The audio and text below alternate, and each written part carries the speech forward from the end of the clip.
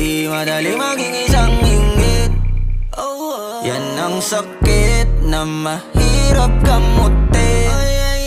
Kasi wala yung lunas, lunas, lunas. Dahil wala yung lunas, lunas, lunas. Masama mainggit. Kasi wala yung lunas, lunas, lunas.